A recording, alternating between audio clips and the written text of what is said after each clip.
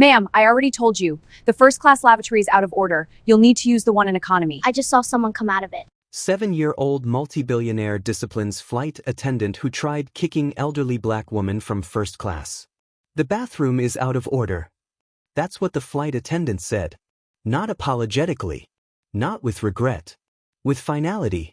With dismissal. But I really need to go. Please. The elderly woman's voice was strained. Desperate. The kind of desperation that comes when your body is betraying you and you need help. Ma'am, I already told you. The first-class lavatory is out of order. You'll need to use the one in economy. But that's so far back. I don't think I can. That's your only option. The woman stood up. Slowly. Painfully. She was 73 years old. She had a medical condition. And she was about to walk the length of an airplane because she'd been told the bathroom 10 feet away didn't work. Except it did work. Because 3 minutes later, a white passenger walked right past her. Opened that same bathroom door. Went inside. Closed the door. The elderly woman stopped walking. She turned around. She saw the occupied sign light up. And then her body gave out. The warm wetness spread down her legs. Soaking through her navy blue dress. The one with white flowers. The one she'd bought special for this trip. Pooling in her shoes. Dripping onto the airplane carpet. She stood frozen. Humiliated. In the middle of the aisle between first class and economy. And that's when a small voice cut through the cabin. Why did you lie to her? The flight attendant turned. A child. 7 years old. Standing in the aisle. Pointing at the bathroom. Excuse me? You told her the bathroom was broken. But that man just used it. So why did you lie? What you just witnessed was the beginning of the most viral airline incident of 2026. A moment that would cost one woman her career. Change another woman's life forever. And prove that sometimes the cruelest discrimination comes not from violence, but from small, calculated humiliations designed to remind people they don't belong. The flight attendant's name was Nicole Hartley. The elderly woman's name was Patricia Williams. And the 7-year-old child? Her name was Ella Marshall. And she wasn't just any child. She was one of the youngest billionaires in American history. Not because she built a company, but because her father had left her everything when he died.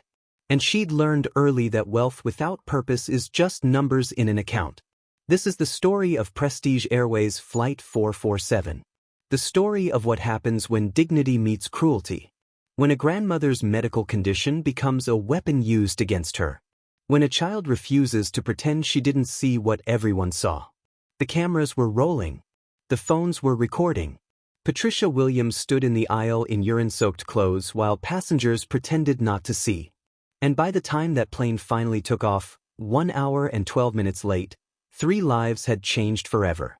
If you believe that human dignity matters more than convenience, that standing up for strangers is worth it, hit that subscribe button. Because this story is about what happens when someone finally says, I saw what you did. And I'm not going to let you pretend it didn't happen. Let me tell you about Ella Marshall. She was born in Brooklyn to Marcus and Janelle Marshall. Marcus wasn't a teacher. He was a tech entrepreneur. One of the first black men to build a billion-dollar software company from the ground up. He'd started in a garage in 1998. Writing code. Building solutions for problems nobody else saw. By 2010, his company, Marshall Technologies, was valued at $3.2 billion. Cloud computing infrastructure. Security systems. Digital architecture that powered half the internet. Marcus was brilliant. Visionary. And deeply private. He married Janelle, a nurse from Mount Sinai Hospital, in 2015. She was the opposite of the tech world, grounded, practical, kind. She kept him human when the money and the fame tried to make him forget where he came from. Ella was born in 2019. Their only child. Marcus used to say she had his mind and Janelle's heart. From the beginning, Ella was different. Not just smart. Deeply curious. She asked questions that made adults uncomfortable. She noticed patterns. She saw connections. By age 3, she could read. By 4, she was taking apart her father's old laptops and putting them back together. By 5, She was sitting in on Marcus's board meetings, quiet in the corner, absorbing everything. Marcus never treated her like a child. He treated her like a person. He explained his work to her. He showed her code. He talked to her about ethics and responsibility and the weight of wealth. Money is just a tool, Ella, he'd say. What matters is what you build with it. Ella adored her father, followed him everywhere, learned everything he'd teach her. She was 6 years old when Marcus got the diagnosis. Pancreatic cancer. Stage 4. Inoperable. The best doctors. The best hospitals. The best treatments. None of it mattered. Money couldn't buy more time. Marcus Marshall died 3 months after the diagnosis. He was 42 years old. And he left everything to Ella. $4.7 billion. Controlling interest in Marshall Technologies. Real estate holdings. Investment portfolios. Foundations. All of it. Managed by a trust until she turned 18. Overseen by Janelle and a board of advisors Marcus had carefully selected. People he trusted. People who understood his vision. But the money was Ella's. The company was Ella's. The legacy was Ella's. She was 7 years old. The media went crazy. Forbes, Fortune, The Wall Street Journal. The youngest billionaire heiress in America. 7-year-old inherits tech empire. What will Ella Marshall do with $4.7 billion? Ella didn't care about the headlines. She cared that her father was gone. She cried herself to sleep for months. She wore his old sweaters. She listened to voicemails he'd left just to hear his voice. She read the letter he'd written her before he died. Over and over. Ella, my brilliant girl. By the time you read this, I'll be gone. And I'm sorry. I'm sorry I won't be there to see you grow up. To see what you build. To see who you become. But I need you to know something. You are not defined by this money. You are not defined by my company. You are defined by your choices. By how you treat people. By what you do when nobody's watching. Use this wealth wisely. Use it to help people. Use it to make the world better than I left it. And remember, kindness is free, but it's worth more than everything I'm leaving you. I love you forever. Dad. Ella kept that letter in her backpack. Boys. Janelle made a decision early. Ella would not be raised like a billionaire. She would be raised like Ella. They stayed in Brooklyn. Not the penthouse Marcus had bought. The same modest apartment where they'd lived before he got sick. Ella went to public school. She did chores. She had a bedtime. She got an allowance, $20 a week, same as her classmates.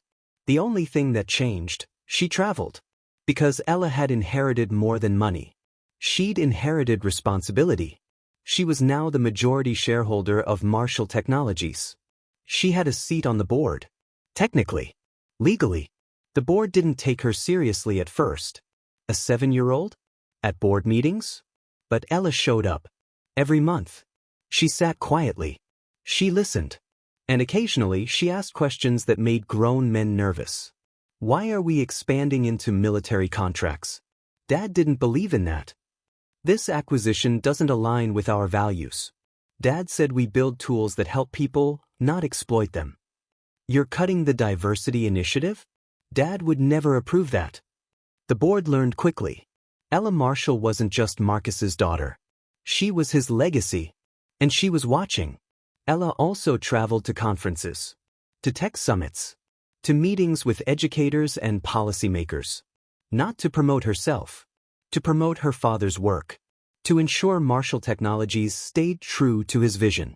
And because Janelle couldn't always take time off work, she'd gone back to nursing part-time, she needed the normalcy, they worked with experts to create a system. Ella could travel alone. Unaccompanied minor status. With approved airlines. With security protocols. With check-ins every 2 hours. She flew first class. Not because she was spoiled. But because it was safer. Quieter. Easier for a child traveling alone to be monitored. She'd made this trip 16 times before. New York to Los Angeles. To San Francisco. To Seattle. To Boston. Always alone. Always first class. Always without incident. Until today. Today was supposed to be simple. A 10 a.m. departure from JFK. landing at LAX at 1:30 p.m. Pacific Time. A tech conference where she was speaking on a panel about her father's legacy and the future of ethical technology. Ella arrived at the airport at 7:45 a.m. She checked in at the kiosk by herself. She went through security. The TSA agents knew her now, waved her through with kind smiles. She bought a cinnamon pretzel and a bottle of water. She sat at the gate, reading a book about her father that had just been published. She was wearing her favorite purple hoodie. The one that had been her dad's. It was huge on her, hung down to her knees. But it smelled like him still. Like coffee and the cologne he wore. Jeans. White sneakers. Her backpack had her tablet, her father's letter, a book, and a photo of Marcus holding her when she was a baby. She was 7 years old. She looked like a 7-year-old. And to anyone watching, she was just a kid traveling alone. Except for the first-class ticket. And the quiet confidence in the way she moved. And the fact that when the gate agent called for boarding, Ella walked right past everyone and down the jetway without hesitation. She knew exactly where she belonged. Now let me tell you about Patricia Williams. Patricia was born in 1951 in a small town outside of Detroit. She was the youngest of 6 children. Her father worked at the Ford plant. Her mother cleaned houses. They didn't have much, but they had enough. Patricia was the first in her family to go to college. She went to Wayne State University on a partial scholarship. She worked 3 jobs to pay for the rest. She studied elementary education because she loved children and because she remembered her own second-grade teacher, Mrs. Henderson, who told her she was smart enough to do anything. Patricia became a teacher. She taught second grade at Greenwood Elementary in Detroit for 40 years. 40 years of the same classroom. The same alphabet border on the walls. The same reading rug that got replaced twice. The same dedication. She loved her students. Every single one. She learned their names on the first day. She learned their siblings' names. Their parents' names. Their favorite foods. Their fears. Their dreams. She kept every thank you card. Every drawing. Every note that said, "You're the best teacher," with a grammar mistake she never corrected because the sentiment was perfect. Patricia married late. She was 34 when she met James Williams at a church barbecue. He was a mechanic. Soft-spoken. Patient. They dated for 2 years before he proposed. They had one daughter, Teresa. Teresa grew up and had a daughter of her own. Alicia. Patricia's only grandchild. Alicia was special. Brilliant. Focused. She was the first in the family to graduate high school with honors. The first to take the SAT. The first to apply to universities out of state. She got into UCLA. Full scholarship. She wanted to be a doctor. Patricia cried when she got the acceptance letter. She cried because she knew what it meant. She knew how hard Alicia had worked. She knew the doors that were opening. James cried too. But James didn't live to see Alicia graduate. He died 2 years ago. Heart attack. Sudden. On a Tuesday afternoon in the garage where he'd worked for 30 years. Patricia got the call while she was at the grocery store. She dropped the basket. The eggs broke. She didn't remember driving to the hospital. The grief was enormous. Endless. James had been her partner for 38 years. They'd never spent more than 3 days apart. They had routines. Coffee at 6 a.m. Crossword puzzles on Sunday. Holding hands during commercials while watching Jeopardy. She didn't know how to be a person without him. But Alicia kept her going. Alicia, who called every week. Who sent care packages. Who reminded Patricia that she was still needed. Still loved. Still here for a reason. And then Alicia's graduation approached. May 15th, UCLA. Bachelor of Science. Summa cum laude.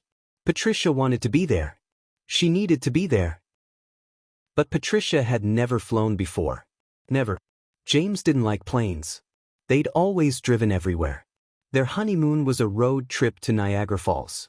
Their vacations were to Tennessee to see James's brother. But Los Angeles was too far to drive alone. And Patricia was 73 years old. And she was tired of being afraid.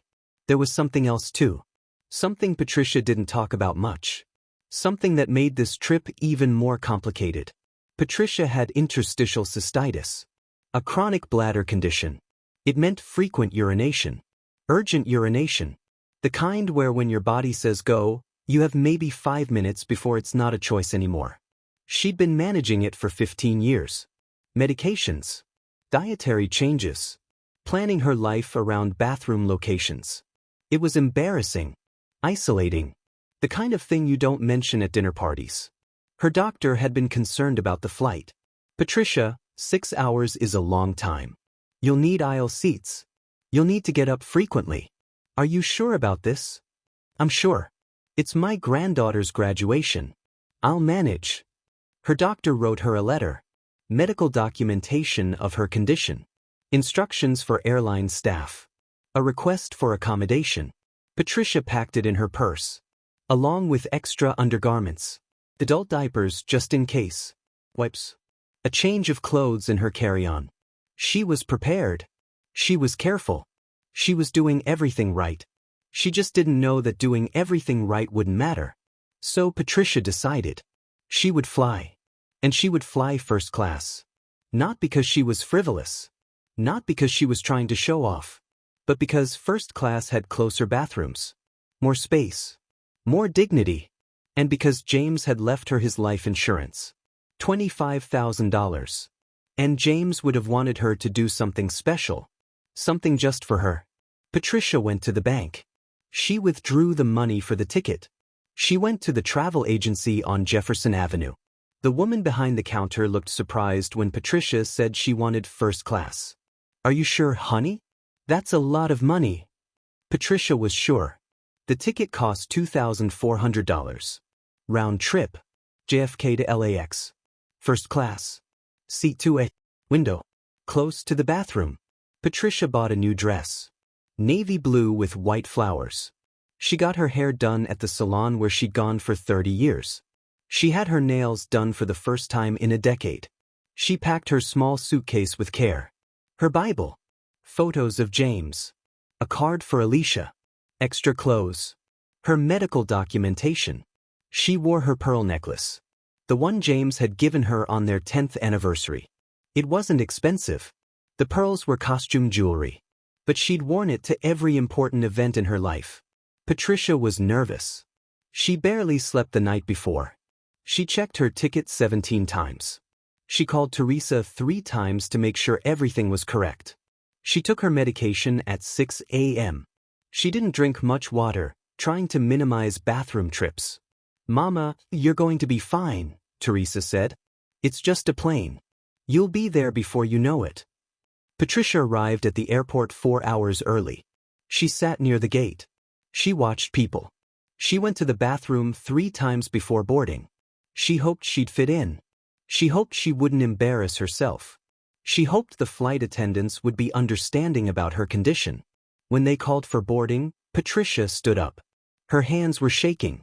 She walked down the jetway like she was walking into church. Reverent. Grateful. Aware that this was special. She stepped onto the plane. The first-class cabin was on the left. 8 rows. Leather seats. Extra space. She found seat 2A. Window. Just like her ticket said. And right there. Just 10 feet away. The bathroom. Patricia breathed a sigh of relief. She could do this. She'd be okay. She sat down slowly. She touched the armrest. The leather was soft. Smooth. There was a pillow. A blanket. A little bag with socks and an eye mask and lotion. Patricia took out her phone.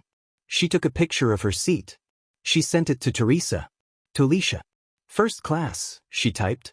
I feel like a queen. Alicia responded immediately. Grandma, you are a queen. I love you so much. Patricia smiled. She put her phone in her purse. She looked out the window. She took a deep breath. This was it. She'd done it. She was here. She belonged here. She had no idea what was about to happen. Now let me tell you about Nicole Hartley. Nicole grew up in Westport, Connecticut. Her father was a hedge fund manager. Her mother was on the board of the local country club. They lived in a house with 6 bedrooms and a pool. Nicole went to private school. She played lacrosse. She summered in the Hamptons. She went to Dartmouth. She studied communications. She joined a sorority. She graduated with a 3.4 GPA and no real plan. Her parents expected her to get a job in marketing or public relations. Something corporate. Something with a 401k and health insurance. But Nicole wanted to travel. She wanted adventure. She wanted to see the world before settling into the monotony of office life. So she became a flight attendant. It was supposed to be temporary. A gap year. A way to get free flights and see Paris and Tokyo and Sydney. But Nicole liked it. She liked the routine. She liked the control. She liked the uniform and the authority and the way people listened when she spoke. She'd been flying for 11 years. She was based in New York. She worked for Prestige Airways, a mid-tier airline that prided itself on premium service. Nicole worked first class almost exclusively. She requested it. She was good at it. She knew how to smile at the right passengers. How to be attentive without being intrusive. How to make people feel special. But Nicole also had opinions about her cabin. About who belonged there. About what first class was supposed to look like. She never said it out loud. Not directly. But her colleagues knew. The way she'd raise an eyebrow at certain passengers. The way she'd be less attentive to some than others. The way she'd find small ways to make people feel unwelcome without ever saying a discriminatory word.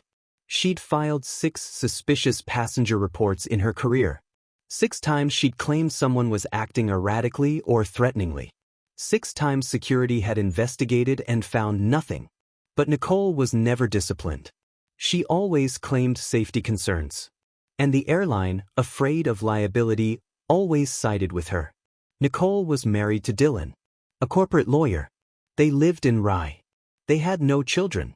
They vacationed in Aruba. They were fine, comfortable, unremarkable. Today, Nicole was running late. Her alarm didn't go off.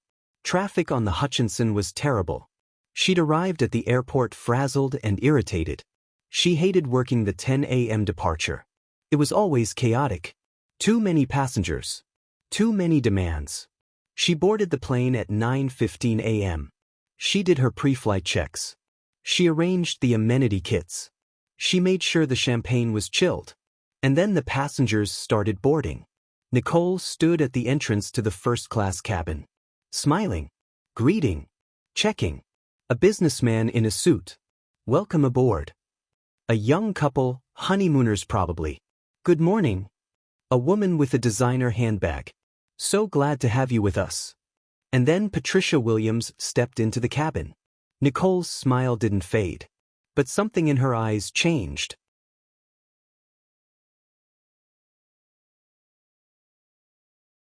She watched Patricia find her seat. Watched her touch the armrest like she'd never seen leather before. Watched her take pictures like a tourist. Nicole noticed something else. The way Patricia kept glancing at the bathroom. The way she shifted in her seat. The slight discomfort in her posture. And Nicole made a decision. When Patricia would inevitably need to use the bathroom, and Nicole could tell she would need to, soon, Nicole would make sure she knew her place. And that's when Ella boarded. Seat 3C. Across the aisle and 1 row back from Patricia. Ella walked past Nicole without making eye contact. She found her seat. She pulled out her tablet. She put in her headphones. But she wasn't listening to anything. She was watching. Because Ella had noticed the way Nicole looked at Patricia. She'd noticed the way Nicole's smile had tightened. She'd noticed the slight sneer that passed across Nicole's face for just a moment. Ella had seen this before. Not on planes. But in other places. At her father's funeral, when some people had looked at Janelle like she didn't belong in the front row of the church. At board meetings, when executives spoke over the women and people of color. At restaurants, when staff assumed Janelle was the nanny, not the mother. Her father had taught her to notice these things. Watch how people treat those with less power, Ella. That tells you who they really are. Ella settled into her seat. She kept her headphones in. But she was ready. And when what happened next happened, Ella was watching every second. If this story is already making you uncomfortable, good. It should. Because what happens next is going to make you angry. And then it's going to make you grateful that someone spoke up. Hit that subscribe button. Because you need to see this through. Here's my question for you. Have you ever witnessed someone being treated cruelly in public? Did you speak up, or did you stay silent? Drop your answer in the comments. Let's talk about it. The plane pushed back from the gate at 9:45 a.m. Patricia felt the familiar pressure in her bladder. Not urgent yet, but building. She'd been managing this condition long enough to know her window. Maybe 20 minutes before it became uncomfortable. 30 before it became urgent. 40 before it became dangerous. She'd use the bathroom as soon as they reached cruising altitude. She'd be fine. The plane taxied to the runway. Patricia looked out the window. Tried to relax. Tried to think about anything else. The plane took off. Smooth. Patricia gripped the armrest, but she wasn't scared. She was thinking about the bathroom. About the timing. 15 minutes after takeoff, the seatbelt sign turned off. Patricia waited a moment. Then she pressed the call button. Nicole appeared. Her smile was professional. Cold. Yes. I need to use the restroom, please. Nicole looked at her. Really looked at her. Like she was assessing something. The first-class lavatory is currently out of order. You'll need to use the one in economy. Patricia blinked. Out of order? But we just took off. There's a mechanical issue. It's been reported. You'll need to go to the back. Patricia felt panic rising. Economy was far. Too far. Is there another bathroom I can use? Maybe in business class. Business class bathrooms are for business class passengers. Economy is your only option. But I have a medical condition. I need to use the bathroom frequently and I can't walk that far every time. Nicole's expression didn't change. Then you should have informed us before boarding so we could have accommodated you appropriately. I have documentation. From my doctor. I can show you. That's fine, ma'am, but the bathroom is still out of order. You'll need to use economy. Patricia's hands were shaking. Please. I really need to go. Can you just check if maybe it's working? Ma'am, I've already told you it's not working. Now please, other passengers need to use the call button for actual service. Nicole walked away. Patricia sat there, stunned, humiliated already, and nothing had even happened yet. She looked around. Other passengers were reading, sleeping, working on laptops. No one was paying attention, except Ella. Ella was watching everything. She'd heard every word, and something in her chest tightened, because she recognized that tone, that dismissiveness, that cruelty disguised as professionalism. Patricia stood up. She had to go. She had no choice. She walked past the first-class cabin, past the galley, into the business class section, through business class. The pressure in her bladder was building. Uncomfortable now. She walked faster, past more rows, into premium economy, through premium economy, into regular economy. The bathrooms were at the very back. Row 42. Patricia was walking as fast as she could. But she was 73. She had arthritis in her knees. Every step hurt. She passed row 30. Row 32. Row 35. And that's when she saw it. A white man. Maybe 50. Expensive watch. Coming from the front of the plane. Walking back toward first class. He passed her. Nodded politely. Patricia kept walking. Row 37. Row 39. And then she heard it. Behind her. A bathroom door opening. In first class. The distinctive click and whoosh. She turned around. The man who just passed her was walking into the first-class lavatory. The one that was supposedly out of order. He went inside. The door closed. The occupied sign lit up. Patricia stopped walking. She stood in the aisle. In the middle of economy. Passengers on either side looking up at her. The bathroom worked. It had never been broken. She'd been lied to. And in that moment of realization, in that moment of understanding exactly what had been done to her and why, her body made a decision her mind couldn't stop. The warmth came first. Then the wetness. Spreading down her legs. Down her thighs. Soaking through her dress. The navy blue with white flowers.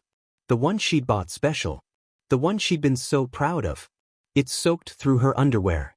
Through the adult diaper she'd worn just in case. Through everything. It pooled in her shoes. dripped onto the carpet. The smell was immediate, unmistakable. Patricia stood frozen, completely still. Her body wouldn't move. Couldn't move. She'd just urinated on herself. In the middle of an airplane. In front of dozens of people. Passengers nearby noticed. A woman gasped. A man looked away quickly. A teenager pointed, then was shushed by her mother. Patricia's face was stone. She couldn't cry. Couldn't speak. Couldn't process what had just happened. And then Ella's voice cut through the cabin. Why did you lie to her? Everyone turned. The small girl in the purple hoodie that was way too big. Standing in the aisle in first class. Pointing at the bathroom where the white man had just exited. Nicole came rushing down the aisle. Ma'am, are you, oh my God. She saw the puddle. Smelled it. Her face twisted in disgust. Ma'am, you need to go to the bathroom immediately and clean yourself up. Patricia couldn't move. Couldn't speak. Ella's voice again. Louder. Clear as a bell. You told her the bathroom was broken. But that man just used it. So why did you lie? Nicole spun around. Little girl, go sit down. This doesn't concern you. Yes, it does. You lied. Everyone saw you lie. You told her the bathroom didn't work and you made her walk all the way back here even though she said she had a medical condition. Other passengers were listening now. Pulling out phones. A woman in business class stood up. Wait, you told her the bathroom was broken? A man in row 8. I just saw someone use that bathroom. Nicole's face flushed. The bathroom was having intermittent issues. I was trying to prevent. You were trying to prevent what? Ella was walking toward them now. This tiny 7-year-old in her father's hoodie with a voice like steel. You were trying to prevent her from using the bathroom she paid for? The bathroom that's 10 feet from her seat. Patricia finally found her voice. Quiet. Broken. You lied to me. Ma'am, I was doing my job. You lied to me. Patricia's voice cracked. She started crying. Not gentle tears. Sobbing. The kind that comes from deep humiliation. From a violation so profound you can't contain it. You lied to me and now I've... She couldn't say it. Couldn't name what had happened. An older woman in economy stood up. But maybe 60. She pulled out a sweater from her bag. She walked over to Patricia. She wrapped it around her waist. Come on, honey. Let's get you cleaned up. The woman started to guide Patricia toward the economy bathroom. Ella called out. No. She should use the first-class bathroom. The one she paid for. The one that actually works. Nicole stepped forward. That bathroom is working perfectly. We all just watched someone use it. So either you let her use it or you admit right now, in front of everyone, that you lied to keep her out of it. The cabin was silent. Every passenger watching. Multiple phones recording. Nicole's mouth opened. She had no answer. No excuse that wouldn't sound exactly like what it was. The kind woman from economy nodded. Come on, sweetie. Let's take you to first class. She guided Patricia back up the aisle. Past all the passengers. Past the stares. Past the whispers. Patricia was crying the whole way. The sweater covered the worst of it, but everyone knew. Everyone could smell it. Everyone had seen. They reached the first-class bathroom. The woman helped Patricia inside. Handed her the sweater. Take your time, honey. I'll be right here. The door closed. Inside, Patricia looked at herself in the mirror. Her dress was ruined. Her dignity was destroyed.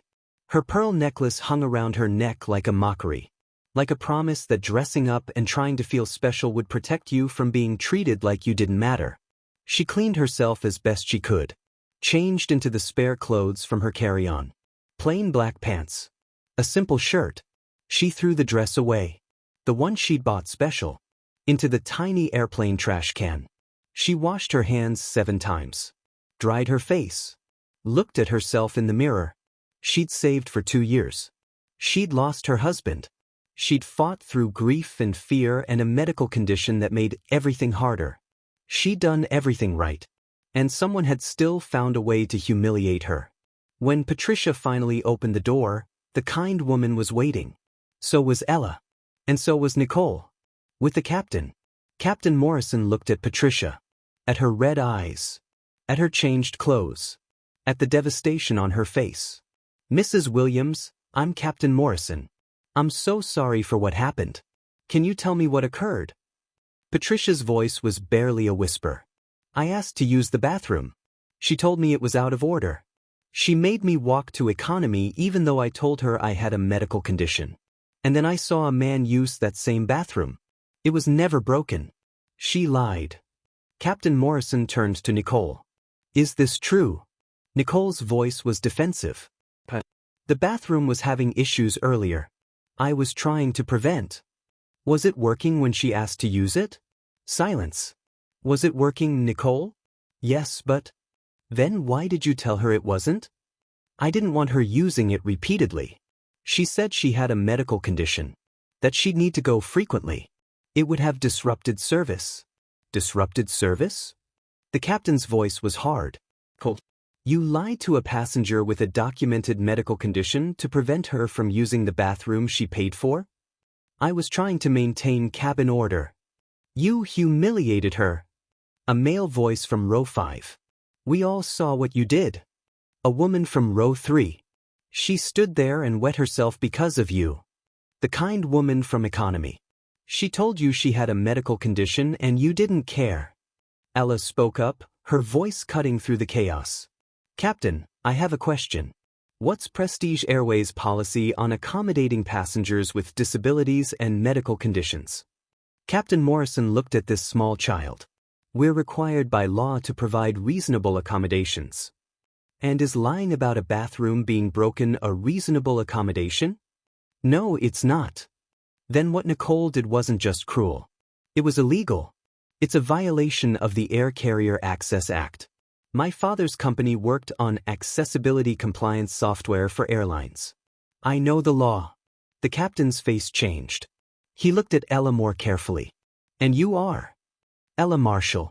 Marcus Marshall's daughter. Recognition flashed across his face. Everyone in the industry knew Marcus Marshall. Knew what had happened to him. Knew about the daughter he'd left behind. Captain Morrison turned to Nicole. You're done. Collect your things. You're off this flight and suspended immediately. What? Captain, you can't? I absolutely can. You deliberately lied to a passenger with a medical condition. You caused her to have a medical incident. You violated federal law. And you did it because he stopped. Because he knew why.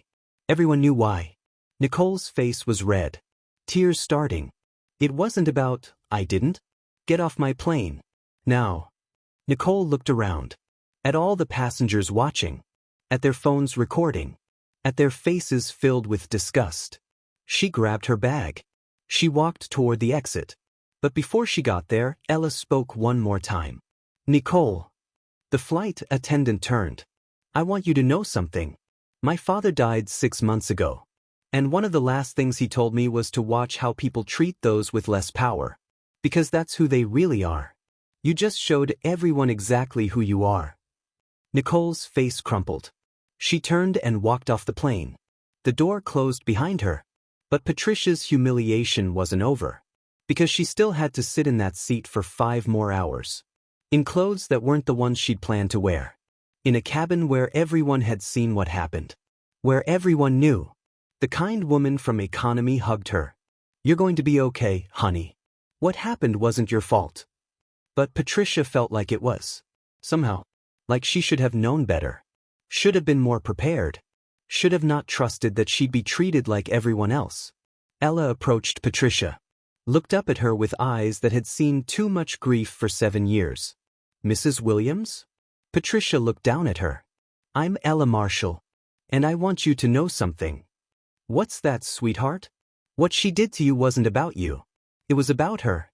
About her being small and cruel and using what little power she had to hurt someone. My father taught me that real power is using what you have to help people. And I'm going to make sure everyone knows what happened here. Patricia touched Ella's face. This child who'd lost her father. Who'd inherited billions. Who could have ignored all of this and stayed comfortable in her seat. You don't have to do that, baby. Yes, I do. Because my dad would have. And because it's right. The plane was still on the tarmac. 1 hour and 12 minutes late now. But before it took off, Ella pulled out her phone. She opened Twitter. Her verified account. 2.4 million followers. And she started typing. Today on Prestige Airways Flight 447, I watched a flight attendant lie to an elderly black woman with a medical condition and tell her the first-class bathroom was broken. She made this woman walk to the back of the plane. The woman had an accident in the aisle. Then a white man used that same broken bathroom. This wasn't a mistake. This was cruelty. This was discrimination. And I have it all on video. She posted it. Within seconds, the responses started flooding in. And Ella didn't stop there. She called her attorney. She called the disability rights organization her father's foundation supported. She called journalists she knew from tech conferences. By the time the plane took off, the story was already spreading. And Nicole Hartley's life was about to change forever. If you're feeling angry right now, you should be. If you're feeling sick, you should be. If you want to see justice happen, hit that subscribe button. Because what comes next is both satisfying and sad. And you need to see it through. Here's my question. If you were on that plane, what would you have done? Be honest in the comments. A new flight attendant boarded. Her name was Dorothy. 56 years old. But 30 years of flying. She'd heard everything that happened. Word spreads fast among crew. Dorothy went straight to Patricia. Mrs. Williams, my name is Dorothy. I'm so deeply sorry for what happened to you. Is there anything I can get you? Anything at all? Patricia shook her head. She couldn't speak yet. I'm going to be checking on you throughout this flight. And I want you to know, you use that bathroom whenever you need to. As many times as you need to. That's your right. That's what you paid for. And anyone who has a problem with that will answer to me. Patricia started crying again. Dorothy squeezed her hand. Then she made an announcement to the entire first-class cabin. Passengers, I want to be very clear. What happened today was unacceptable. It does not represent the values of this airline or this crew.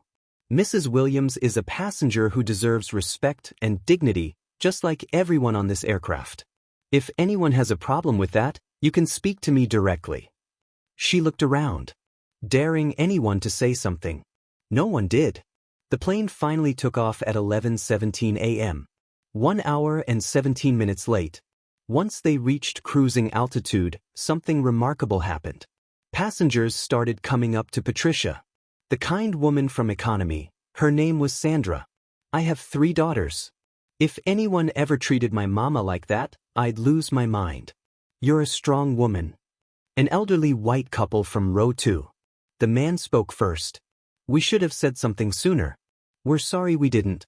What happened to you was wrong. A young black woman, maybe 25. My grandmother has the same condition. I know how scary that must have been. I'm so sorry. The businessman from row 4. I recorded everything. If you need it for any reason, a complaint, a lawsuit, anything, I'll send it to you. Here's my card. One by one, passengers came, offering support, offering apologies for not speaking up sooner, offering evidence. Patricia accepted it all with quiet grace. But inside, she was breaking. Because their kindness now couldn't undo the humiliation. Their outrage now didn't erase the moment she stood in the aisle in urine-soaked clothes while people stared. After everyone else had come, Ella stood up. She walked over to the empty seat next to Patricia. Mrs. Williams, would it be okay if I sat with you? Patricia nodded. Ella settled into seat 2B. The oversized purple hoodie made her look even smaller. They sat in silence for a long time. Just the hum of the plane. The muted conversations around them. Finally, Patricia spoke. How old are you, sweetheart? 7. 7. Patricia shook her head. You're so young. You shouldn't have to see things like this. My father died 6 months ago. I've seen a lot of things I shouldn't have to see. Patricia's hand went to her mouth. Oh baby. I'm so sorry. Thank you. He had cancer. Pancreatic. It was fast. And your mother? She's in New York. She's a nurse. She works hard. She's the strongest person I know. And you're traveling alone? I do it a lot. For my father's company. I inherited it when he died.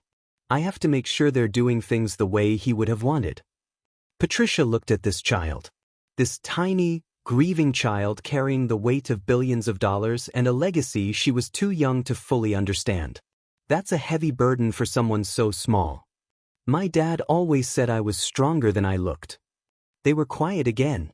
Then Ella spoke. Can I ask you about your condition? You don't have to answer if you don't want to. Patricia took a breath. It's called interstitial cystitis. It's a chronic bladder condition. It means I have to urinate frequently. And when I need to go, I really need to go. I can't control it like other people can. How long have you had it? 15 years. It started gradually. Got worse over time. It's changed my whole life. I can't do things I used to do. Can't go places without planning where the bathrooms are. Can't enjoy events because I'm always worried. And people don't understand? Most people don't. They think it's just about bathrooms. But it's about dignity. It's about feeling like your body is betraying you. And then when someone uses that against you. Her voice broke. Ella reached over and took Patricia's hand. My father had a medical condition too.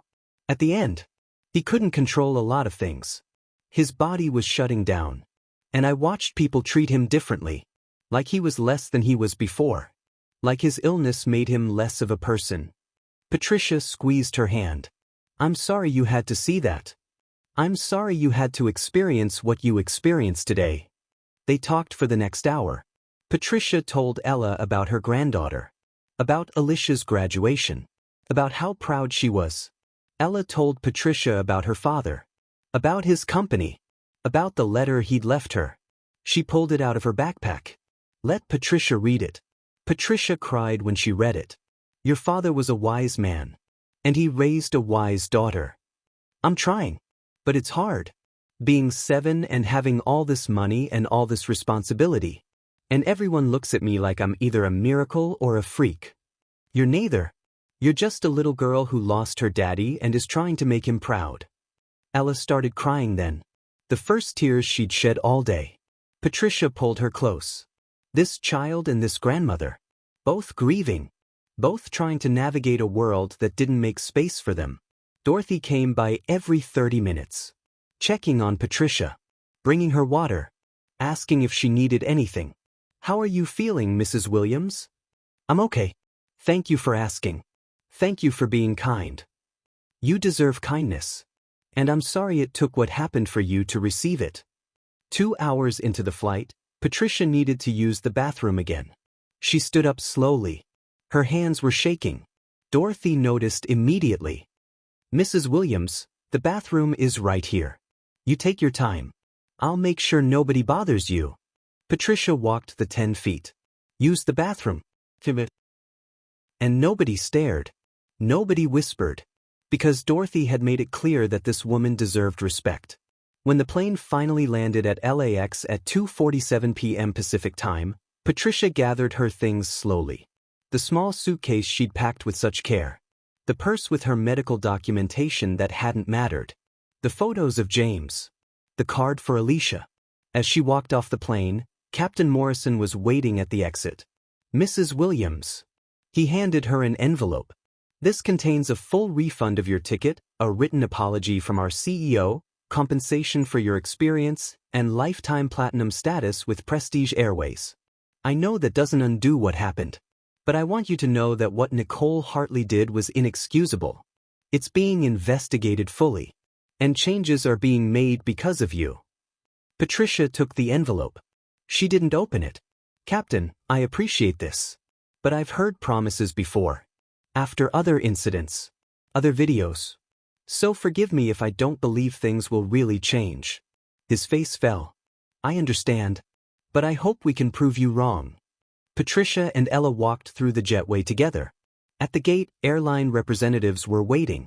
Looking nervous. A woman in a navy suit approached. Miss Marshall? Mrs. Williams? I'm Jennifer Chin, station manager for Prestige Airways. We'd like to escort you both to our lounge and discuss. Ella interrupted. Her voice was polite but firm. Mrs. Williams has a granddaughter waiting for her. I have a conference.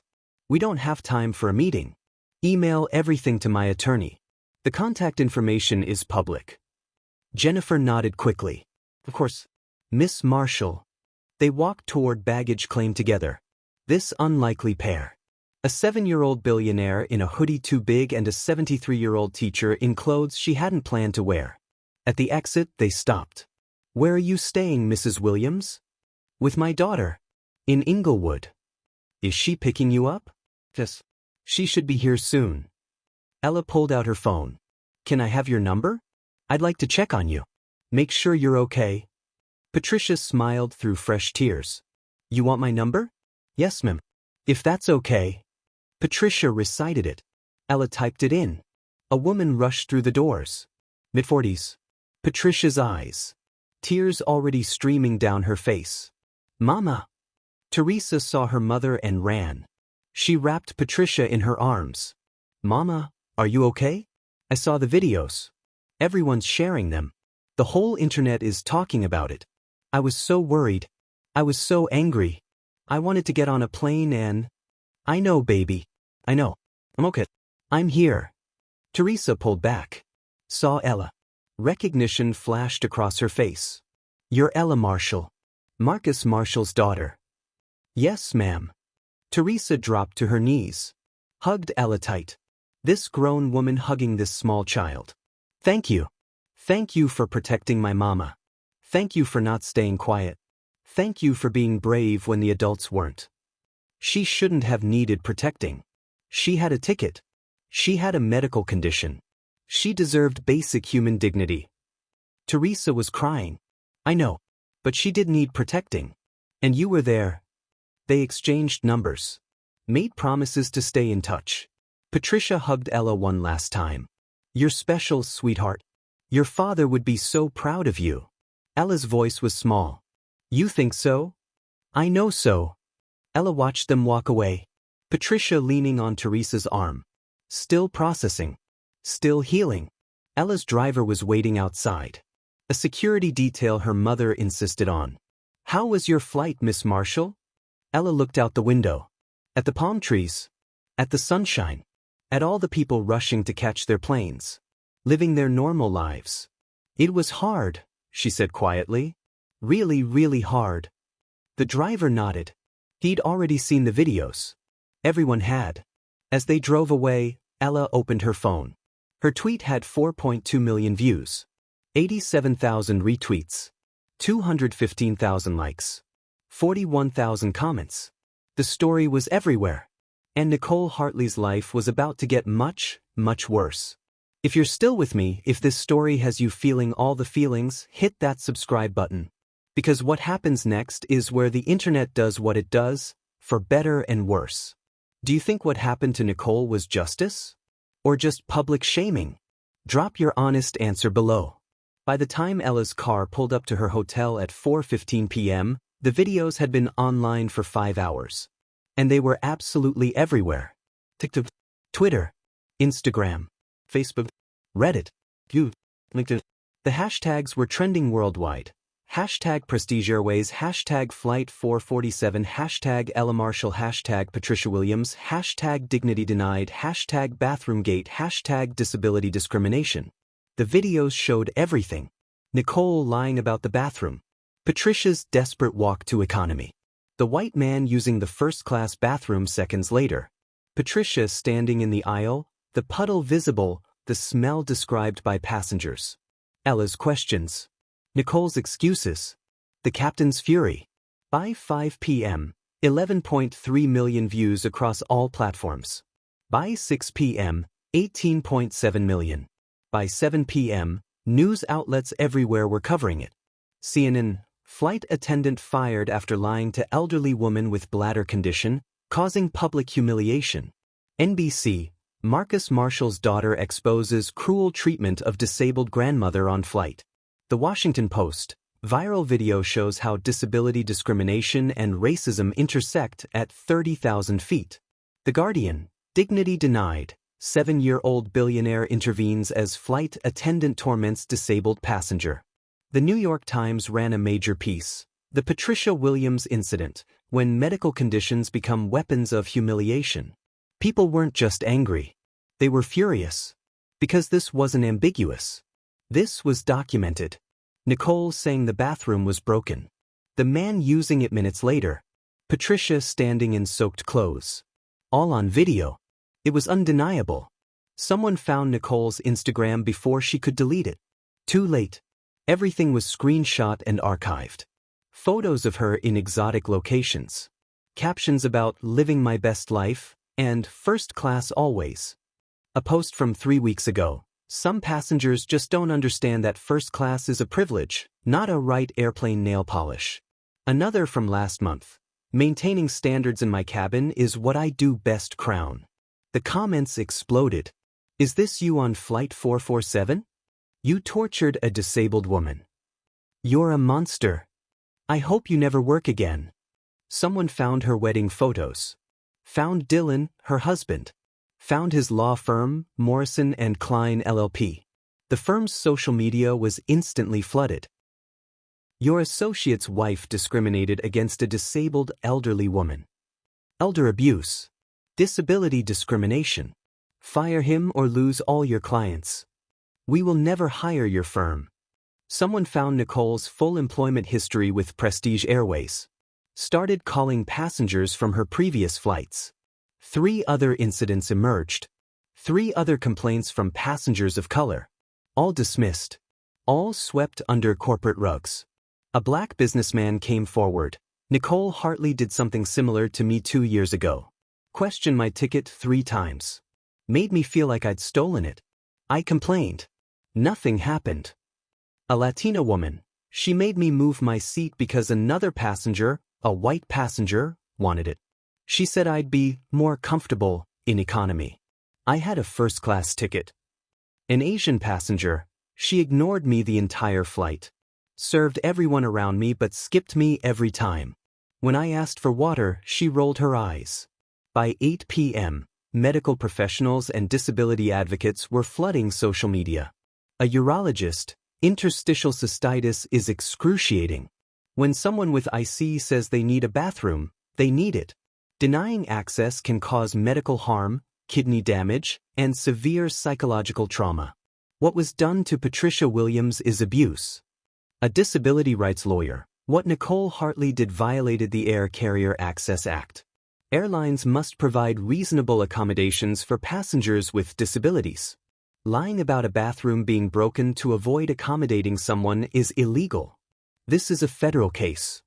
A psychologist. The psychological impact of what happened to Mrs. Williams cannot be overstated. Public humiliation involving loss of bodily control is one of the most traumatic experiences possible. She will carry this for the rest of her life. This was torture. The Disability Rights Education and Defense Fund released a statement. The treatment of Patricia Williams represents everything we fight against. Disability discrimination compounded by racial discrimination. A medical condition weaponized. Dignity denied. We are exploring all legal options. By 9 p.m., Prestige Airways social media was completely unusable. Every post was flooded. A post about a sale on flights to Europe. Will you humiliate disabled passengers on those flights too? A post celebrating a pilot milestone. Maybe celebrate not discriminating against customers with medical conditions? A post about sustainability initiatives. How about the initiative of treating humans like humans? The comments were relentless. Thousands per minute. By 10 p.m., Prestige Airways posted a statement. We are horrified by the incident that occurred on Flight 447. We have immediately terminated the employment of the flight attendant involved. What happened to Mrs. Williams is inexcusable, illegal, and does not represent who we are as a company. We are conducting a comprehensive review of all our policies regarding passengers with medical conditions and disabilities. We have personally reached out to Mrs. Williams with our deepest apologies and full compensation. We are implementing mandatory disability awareness training for all staff, creating an independent oversight board for discrimination complaints, and establishing a passenger bill of rights. We are committed to ensuring this never happens again. The response was brutal.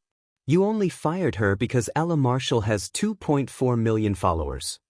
What about the other 3 incidents with this same flight attendant? Training isn't the problem. Your culture is the problem. How many other Patricia Williams are there who didn't have cameras?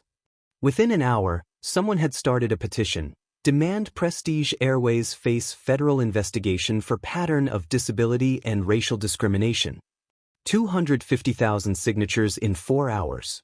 By 11 p.m., cable news was wall-to-wall coverage. MSNBC had a panel. A disability rights advocate, a civil rights attorney, a former flight attendant, and a trauma psychologist. The disability advocate, this is what ableism looks like. Nicole Hartley weaponized Patricia Williams' medical condition. She used it as an excuse to humiliate her. And let's be clear, she did it because Mrs. Williams is black. This is intersectional discrimination at its most cruel. The civil rights attorney, we're looking at potential federal charges. Violation of the Air Carrier Access Act. Elder abuse. Intentional infliction of emotional distress. This isn't just a firing. This could be criminal. The former flight attendant, I flew for 25 years. There is never a reason to lie about a bathroom. Never. If a passenger discloses a medical condition, you help them.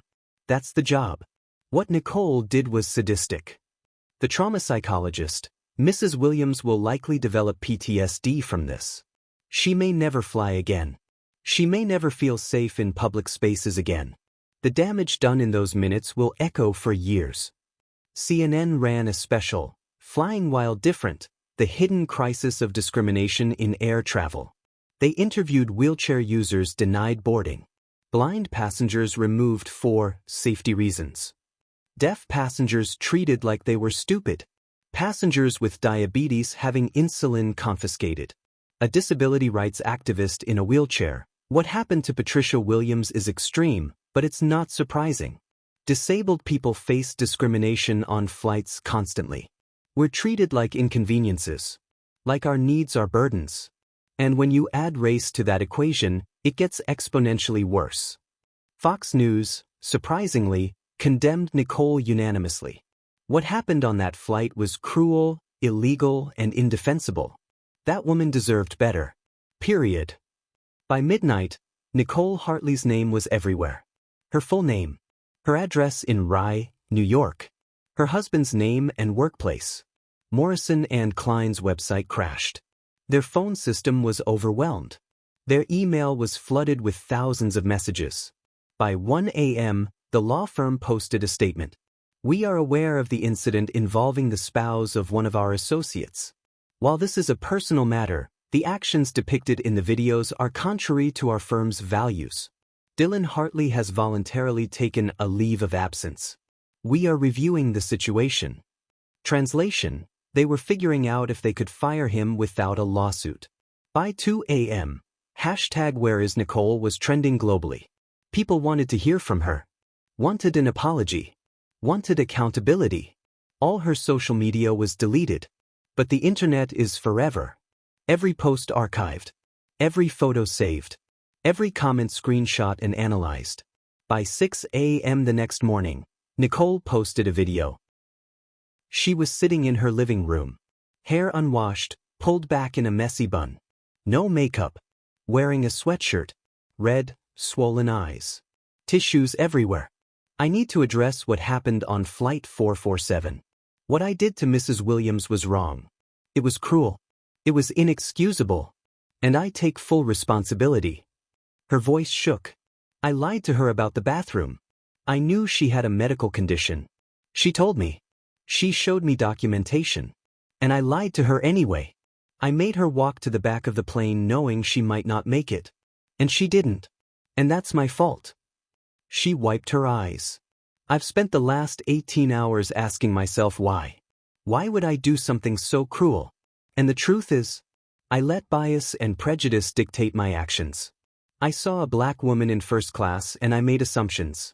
I decided she didn't belong. And when she told me she had a medical condition, instead of helping her, I used it against her. Her voice broke completely.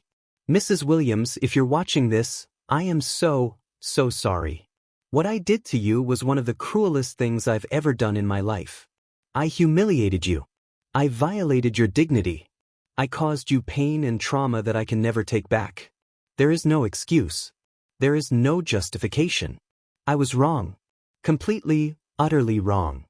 She looked directly at the camera. I'm not asking for forgiveness. I don't deserve it.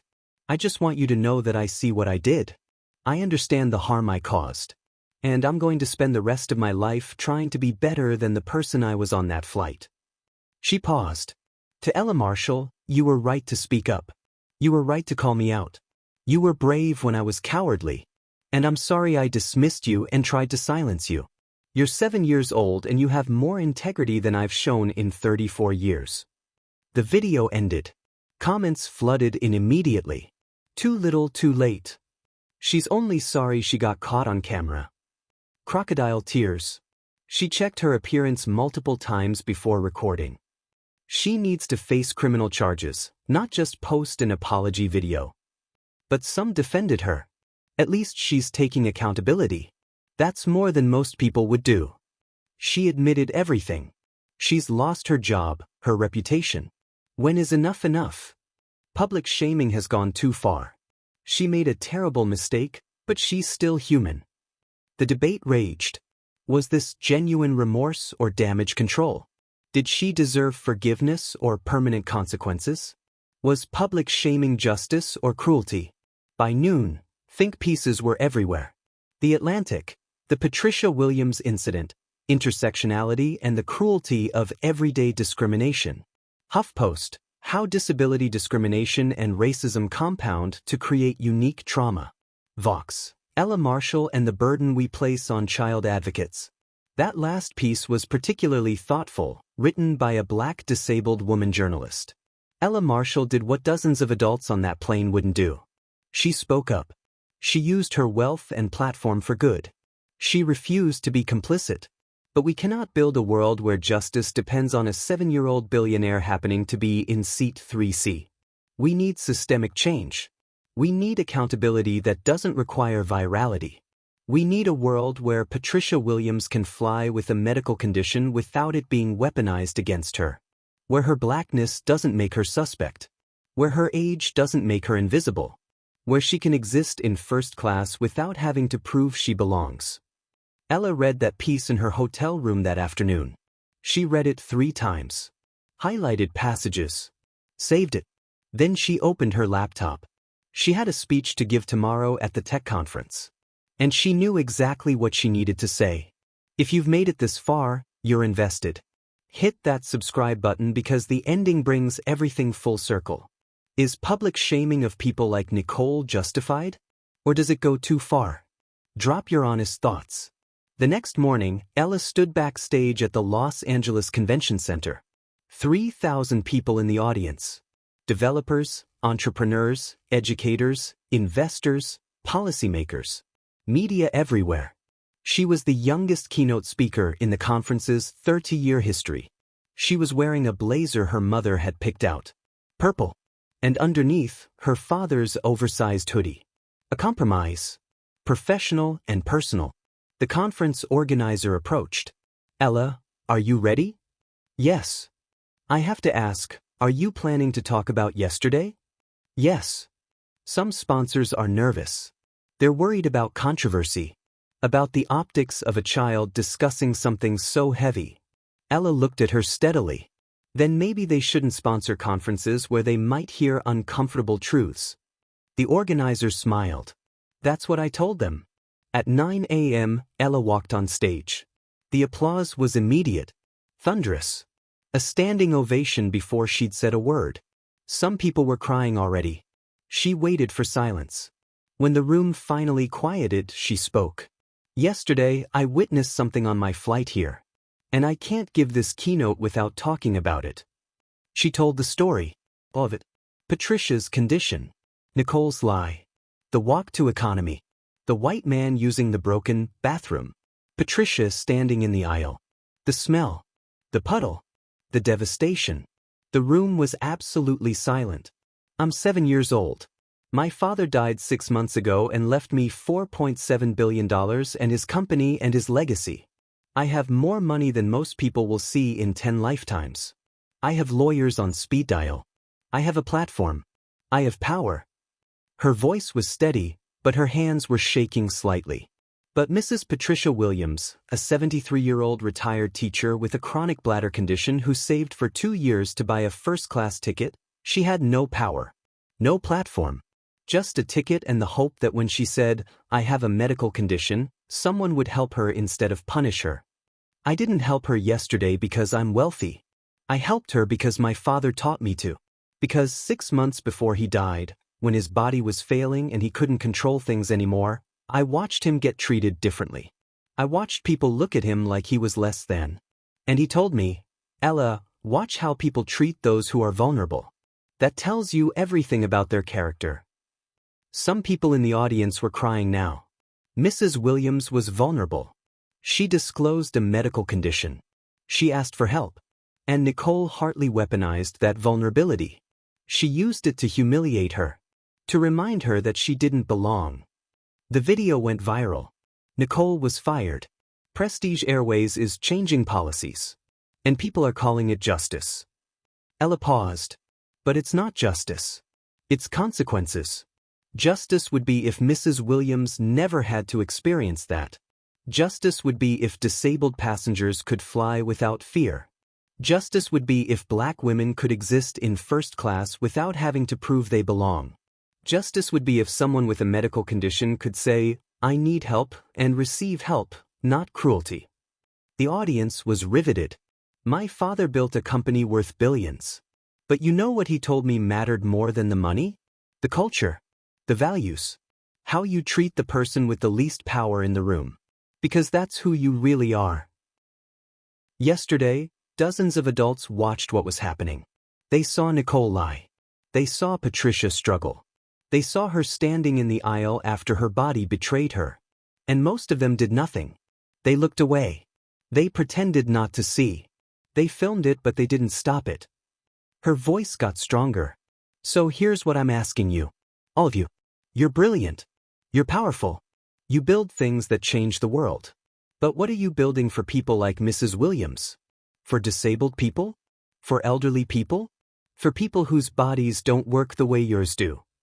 Are you building technology that includes them? Or are you building things that assume everyone is young and healthy and able-bodied? Are you hiring people with disabilities? Are you listening to them? Are you making them feel like they belong? Because here's the truth, Mrs. Williams had every right to be on that plane. She paid for her ticket. She disclosed her condition. She did everything right. And it didn't matter. Because someone decided her disability made her less deserving of dignity. The applause started, but Ella held up her hand. "I'm not done. Mrs. Williams is here today." Gasps rippled through the audience. She's sitting in the front row with her daughter Teresa and her granddaughter Alicia, who graduated summa cum laude from UCLA yesterday. "Mrs. Williams, will you please stand?"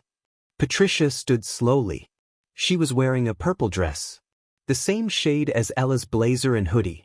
They'd coordinated accidentally, and when they'd realized it that morning, they'd both cried. The applause was deafening. People were on their feet. Some were crying openly. Patricia stood there, tears streaming down her face, overwhelmed by the love from 3,000 strangers. Ella continued when the noise died down. "I'm starting a new initiative today. It's called Dignity in Transit. We're going to provide free travel support and accommodations for disabled individuals, elderly travelers, and people with medical conditions who need to travel for medical care, family events, or educational opportunities. We're also going to train airline staff nationwide on disability rights, invisible disabilities, and intersectional discrimination. And we're going to create a reporting system so that when incidents like this happen, they're investigated independently, not swept under corporate carpets." More applause. Mrs. Williams has agreed to help lead this initiative because she knows what it means to be denied dignity. And she knows what needs to change. Ella walked down from the stage. She walked to Patricia. They hugged. Cameras flashing everywhere. Media capturing every second. When they pulled apart, Patricia whispered loud enough for the microphone to catch. "Your father is so proud of you, baby." "I know he is." Ella's voice was thick with tears. Thank you for showing me what dignity looks like even when someone's trying to take it away. The conference continued. The media exploded. The speech was shared millions of times. Dignity in Transit launched with $20 million in funding from the Marshall Foundation. Within a month, 89 people received travel support, medical transportation, accessibility accommodations, dignity restored. 3 months later, Ella testified before Congress about disability rights in transportation. At 7 years old, she was the youngest person to ever testify before the Senate Commerce Committee. 6 months later, the airline industry implemented new federal guidelines for accommodating passengers with medical conditions, largely based on recommendations from Dignity in Transit. Patricia's case became the landmark example in disability rights law textbooks. But none of that changed what happened to Patricia. 6 months later, Patricia boarded another flight. LAX to Detroit. Going home after visiting Alicia again. First class. Seat 3. Window. She arrived at the airport with Teresa. They checked in together. Patricia's hands were steady this time. But she was prepared. Hypervigilant. Ready for battle. She had her medical documentation. Her doctor's letter. Her medication list. Her accommodation request pre-filed. She had extra clothes in her carry-on. Adult diapers. Wipes. All of it. She hated that she still needed these safeguards. But she'd learned. At security, a TSA agent saw her medical documentation. Mrs. Williams? Ma'am, I just want to say, I saw what happened to you. What you went through. And I'm so sorry. If you need anything today, anything at all, you let us know. Patricia smiled. Genuine surprise. Thank you. At the gate, people recognized her. Some smiled. Some nodded. A young black woman approached. Mrs. Williams? I just want to thank you. My mother has the same condition. She never flies because she's too scared. But after seeing you, after seeing what you did, she's planning a trip to see me graduate next year. You gave her courage. Patricia hugged her. Tell your mama I'm proud of her. When they called for boarding, Patricia walked down the jetway with her head up. The flight attendant at the door was a young Latino woman. Her name tag said Maria. Mrs. Williams. Welcome aboard. I recognize you. I saw your story. I'm so honored to have you on my flight. Your seat is 3A, and I want you to know that our lavatory is fully functional and available for your use as often as you need. That's what it's there for. Patricia felt tears spring to her eyes. Thank you. Of course. Can I get you anything before we take off? Just some water, please. Right away. And Mrs. Williams? Thank you for speaking up. You changed things for all of us. Maria brought water. And extra napkins. And checked on Patricia 3 times before takeoff. The plane took off smoothly. 20 minutes in, Patricia needed to use the bathroom. She stood. Walked the 10 feet. Used it. No stairs. No whispers. No humiliation. Just normal. The way it always should have been. Patricia looked out the window. At the clouds. At the endless sky. She thought about James. About how he'd always told her she was stronger than she knew. She thought about Ella. They talked every Sunday. Long conversations. Ella about school and the foundation and missing her father. Patricia about teaching and memories and Alicia. Last week, Ella had sent her a photo. A new feature on Marshall Technologies' employee portal, a disability accommodation request system that Ella had personally overseen. I'm making sure my dad's company takes care of people the way he would have, Ella had texted.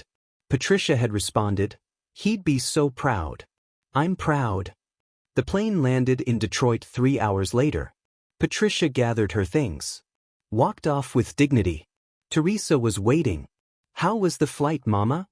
Patricia smiled. A real, full smile. It was perfect, baby. Absolutely perfect. They walked out together. Arm in arm. Behind them, the airport hummed with life. People going places. Coming home. Living their lives. And somewhere, on another flight, another disabled person was being accommodated. Another medical condition was being respected. Another person was being treated with dignity. Because Patricia's humiliation hadn't been in vain. Because Ella had spoken up. Because systems can change when people refuse to accept cruelty as normal. Not perfectly. Not completely. But measurably. Dignity isn't something you earn based on your health or your age or your race or your bank account. Dignity is your birthright. Patricia Williams always knew that. The world just needed a 7-year-old girl who'd lost her father to remind them to see it. And once you see it, really see it, you can't unsee it. That's the power of speaking up. That's the power of using privilege for good. That's the power of believing that everyone deserves to exist without fear, without humiliation, without having to prove they belong. Even with a medical condition. Even in first class. Even when the world tries to tell them otherwise. If this story moved you, if it changed you, if it made you want to be braver, hit that subscribe button. Because stories like this matter. Voices like Patricia's matter. Courage like Ella's matters. And your voice? It matters too. When was the last time you stood up for someone who couldn't stand up for themselves? And if you haven't yet, what's stopping you? Thank you for listening. Thank you for caring. Thank you for being here.